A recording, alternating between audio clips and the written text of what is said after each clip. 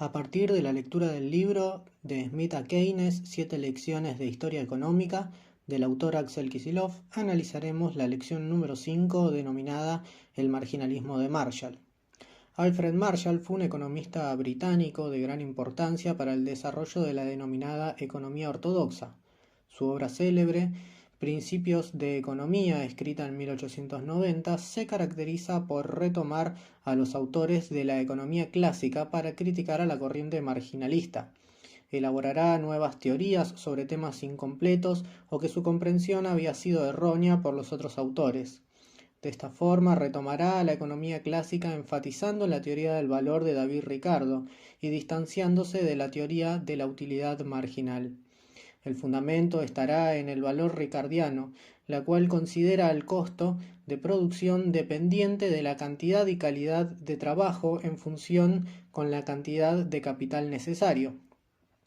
Marshall abordará los grises de las teorías de ambas corrientes, añadiendo el elemento tiempo, influjo sobre el precio, que no habían considerado los otros autores. En determinación del precio, según los marginalistas, se denomina precio de mercado, gobernado por la utilidad marginal, el cual consistía en aislar a las mercancías del proceso de producción, es decir, trabajo, costo y ganancias, estudiando solo las leyes que se establecen en el intercambio, es decir, el precio igual a la relación de cambio. Las relaciones de cambio surgen de la utilidad y de las cantidades disponibles, separando y fijando los momentos en los que se determina el valor.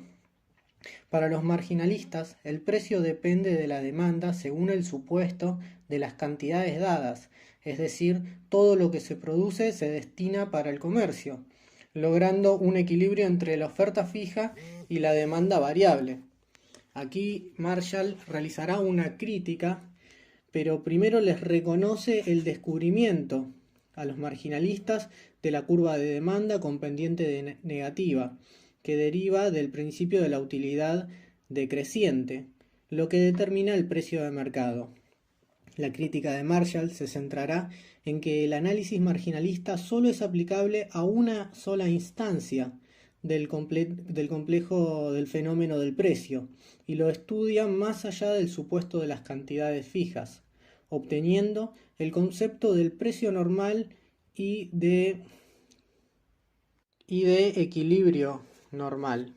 Para Marshall, los productores calculan el precio de la oferta, es decir, lo que esperan obtener, calculando así la rentabilidad para decidir cuánto producir y cuánto llevar al mercado.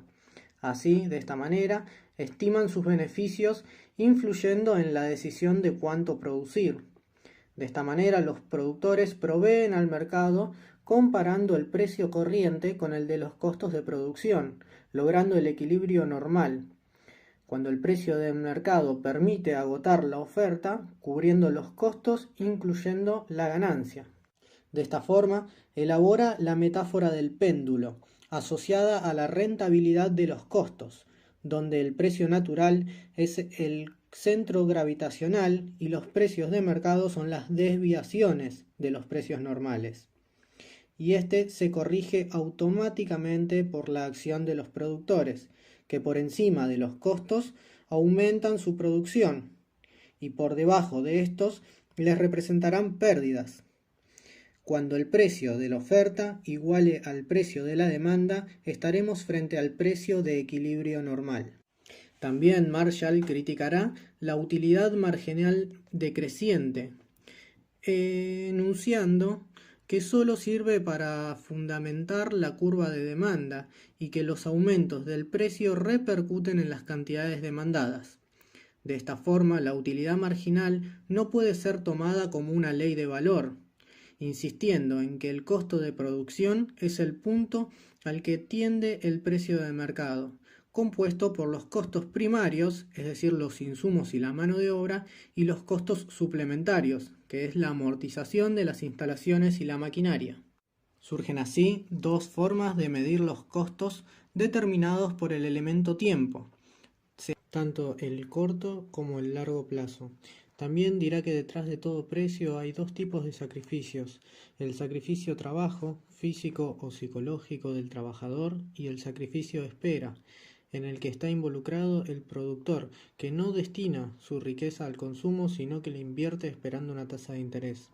También hará una distinción entre el equilibrio normal de corto plazo, aquel que puede modificar las cantidades suponiendo que el equilibrio de capital permanece fijo, y el equilibrio normal del largo plazo, que es el efecto sobre los costos de los cambios de las instalaciones adaptadas a nuevas necesidades de la demanda.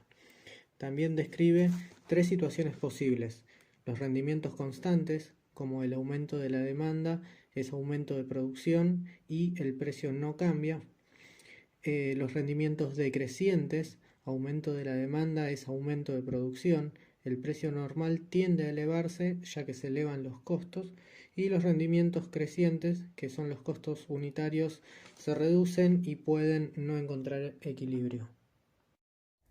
Marshall lo que hace es una interpretación de Ricardo, que sostiene que nunca adhirió a la teoría del valor-trabajo, sino a la de los costos de producción. Retoma a los marginalistas y la importancia de la demanda como factor complementario a la hora de determinar los precios. A partir de todo esto, hace una síntesis de ambas teorías. Ahora vamos a hacer un repaso de la lógica del razonamiento clásico. Distribución del ingreso, salarios, ganancia y renta, costo de los bienes, precio de los bienes, demanda de los productos. Ahora vamos a la lógica del razonamiento marginalista.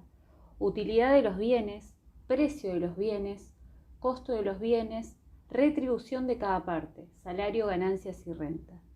Y ahora vamos a la síntesis que hace Marshall.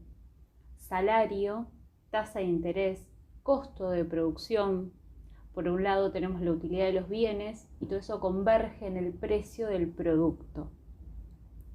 A continuación vamos a ver la teoría de distribución de Marshall. Como ya vimos anteriormente, Marshall regresa a la teoría de los costos de producción de Mill, pero con un estilo más bien marginalista, ya que este análisis de los distintos tipos de rendimiento lo lleva a sostener que el precio está determinado por el costo de la última unidad producida, es decir, por el costo marginal. Para fundamentar esto, desarrolla la teoría de la distribución. Explora y llega a la idea de que los precios dependen de los costos de producción. Cuando estos salen de su forma monetaria, se convierten en costos reales, es decir, trabajo y capital. El esfuerzo de trabajar y el sacrificio de esperar son los elementos que proporcionan valor y precio a los objetos. En un sentido filosófico, Marshall sostiene que el valor está determinado por los sufrimientos y privaciones que padecen los hombres cuando trabajan y cuando emplean su riqueza con fines productivos y se ven obligados a esperar para aprovechar estos frutos. Este sufrimiento es la retribución del salario y el interés, que para Marshall son el fundamento de todo precio. Para demostrar esto, construye dos mercados, muy similares a los otros. Pero no olvidemos, bajo el supuesto de que todo el trabajo y el capital ofrecidos son empleados, es decir, hay pleno empleo. Las novedades aparecen cuando la oferta se deriva en ambos casos de la relación entre el monto de la retribución, salario o interés, y el sacrificio de trabajar o esperar, ahorro. La demanda se obtiene a través de la relación entre la retribución considerada, ahora como el costo, en que incurre el empresario al contratar trabajo, y el capital y el rendimiento que se obtiene por emplearlos productivamente. Vayamos a analizar el mercado de trabajo. La curva de oferta tiene pendiente positiva porque cuanto más altos sean los salarios, los obreros ofrecerán más fuerza de trabajo, ya que para ellos una hora más constituye un sacrificio creciente. La curva de oferta de trabajo reúne los puntos en donde el salario es igual a la desutilidad marginal de trabajar. La curva de demanda de trabajo tiene pendiente negativa debido a que Marshall aplica la ley de rendimientos decrecientes. El producto adicional se va reduciendo cuando aumenta la ocupación. La curva de demanda de trabajo reúne los puntos en los que el salario es igual a la productividad del trabajo. La demanda y la oferta tienen influencia sobre los salarios. En equilibrio, el salario real con precio fijo es igual a la desutilidad del trabajo y a la productividad del trabajo. Ahora vayamos al mercado de capital. La curva de oferta de capital libre quiere decir que se pueden mover en otras ramas. Tiene pendiente positiva ya que la desutilidad marginal de la espera es también creciente. El interés viene a ser la recompensa que se obtiene por este acto de sufrimiento. La parte de la riqueza que en lugar de ser consumida se destina a la espera puede denominarse ahorro. La curva de oferta de capital es la relación entre el ahorro y la tasa de interés. Igual que la oferta de trabajo tiene pendiente positiva debido a su desutilidad marginal creciente. La productividad del capital es decreciente.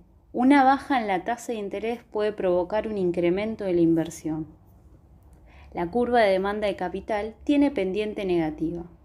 Cuando se encuentran ambas curvas de oferta y demanda, se obtiene la tasa de interés de equilibrio, que es igual a la desutilidad de la espera, ahorro, y productividad del capital, inversión. Estos mercados muestran la retribución de capital y del trabajo. El precio de cada volumen de trabajo y de ahorro es igual a la desutilidad de trabajar o esperar. El precio de la demanda se iguala a la productividad del trabajo o del capital. La cuasi-renta del capital. Vuelve a retomar a Ricardo. La renta es el ingreso que recibe el propietario de las tierras más fértiles. Cuando aumenta la demanda, entran a producción nuevas tierras menos fértiles, provocando un aumento en los costos de producción de los alimentos.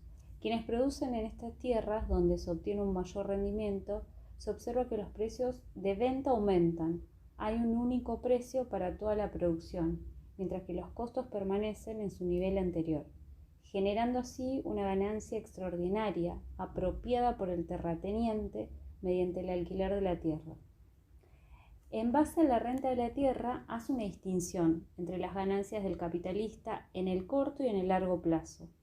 La tasa de interés es la retribución que obtiene el propietario del capital por la espera y al mismo tiempo esta remuneración es equivalente a la productividad física de ese equipo capital, el producto que aporta una unidad adicional de capital. Marshall llama cuasi-renta a la diferencia que se apropia el empresario entre los precios corrientes y los costos primos, normales de corto plazo.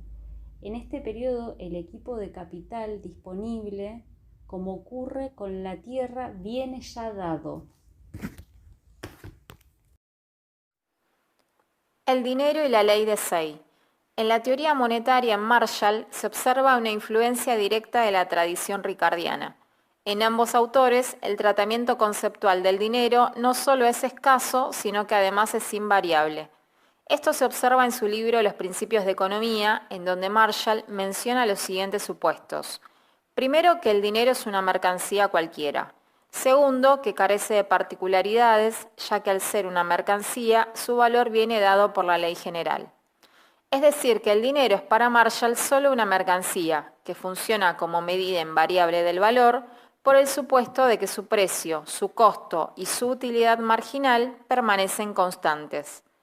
Este principio es equiparable al de David Ricardo y esto le permitió al autor, en su teoría del valor y la distribución, mantener constante el precio del dinero. Incluso este segundo supuesto es una condición indispensable para la construcción de las curvas marshallianas de oferta y demanda de cada mercancía, donde se observa que las cantidades demandadas dependen del precio de la mercancía en cuestión. En esto se basa el análisis del equilibrio parcial, es decir, de la determinación del precio de cada mercancía en su propio mercado, considerado aisladamente. ¿Existe una demanda de dinero en tanto dinero? La teoría clásica y la marginalista sostienen que no, que el dinero es solo un vehículo de poder de compra y que no existen motivos para demandar dinero que no estén relacionados con el intercambio. En los principios de economía, Marshall transcribe el pasaje en que Mill, en coincidencia con Ricardo y con Say, sostienen que lo que constituye los medios para pagar las mercancías son sencillamente las mismas mercancías. Así, Marshall se apoya en la ley de Say y, por lo tanto, bajo su teoría, la falta de demanda no puede convertirse en un factor limitante de la ampliación permanente de la oferta. A su vez, la ley de Say se apoya en la concepción clásica y marginalista del dinero, que sostiene que el sistema nunca tropieza con una ineficiencia de la demanda, por lo cual, cuando la producción no se destina al consumo, se destina a la inversión. De esta forma, la teoría del dinero, compartida en sus líneas principales por Ricardo, Mill y Marshall, conduce a la defensa de la ley de Say, la Gran Depresión y la teoría marginalista de la ocupación. Recordemos que la Gran Depresión fue una crisis financiera mundial que se prolongó durante la década de 1930, en los años previos a la Segunda Guerra Mundial. Se originó en los Estados Unidos a partir de la caída de la Bolsa de Valores de Nueva York y tuvo efectos devastadores en casi todos los países, con un aumento histórico en los niveles de desempleo. Ahora bien, ¿por qué la ley de Say se convierte en una preocupación central de la teoría económica durante la crisis de 1930? Marshall señala que si la economía cae en depresión, las causas no deben buscarse en las leyes económicas, sino en el estado de confianza de los negocios, es decir, fuera de ellas. Por lo cual, la ley de Say, apoyada en la concepción sobre el dinero de Ricardo y Marshall, asegura que la crisis y la desocupación son simples episodios de desequilibrio que tarde o temprano deberán volver de forma automática a su punto de equilibrio. Siguiendo la teoría de Marshall, la desocupación es un fenómeno que pertenece al mercado de trabajo porque el desempleo es por definición un exceso de oferta de trabajo. Así vemos que el mercado de trabajo reúne por un lado la curva de oferta de trabajo, que son los planes de los obreros dispuestos a trabajar hasta el punto en el que el salario real compense la desutilidad marginal del trabajo, y por el otro lado se encuentra la demanda de trabajo, que son los planes de los empresarios que a su vez van a decidir el nivel de empleo más conveniente comparando el salario real con el producto marginal del trabajo. La teoría marshalliana del salario y la desocupación dice que el salario caerá hasta que la oferta y la demanda se igualen, es decir, hasta el punto de equilibrio, finalizando con la desocupación. Es así que el desempleo se presenta únicamente cuando el salario nominal y real está por encima del nivel de equilibrio. De esta postura se desprende que si el desempleo se mantiene es porque existe alguna traba que impide la reducción del salario. Y esto permitió a la ortodoxia responsabilizar a los sindicatos y a la legislación laboral. Es decir, si el salario se mantiene rígido por estos factores extraeconómicos, entonces el desempleo puede ser duradero. Finalmente, este es uno de los puntos por el cual el desempleo es considerado por la teoría marginalista como un estado de desequilibrio, y su duración en este caso está asociado a la inflexibilidad de los salarios. Es así como durante el período de entreguerras, varios economistas manifestaron su descontento con la teoría tradicional, ya que el sistema marginalista no lograba dar cuenta de las causas de la inflación y el desempleo. Aquí aparece la figura de John Maynard Keynes, que con su teoría general de la ocupación, el interés y el dinero de 1936, consigue plasmar la ruptura con el pensamiento ortodoxo de la manera más influyente.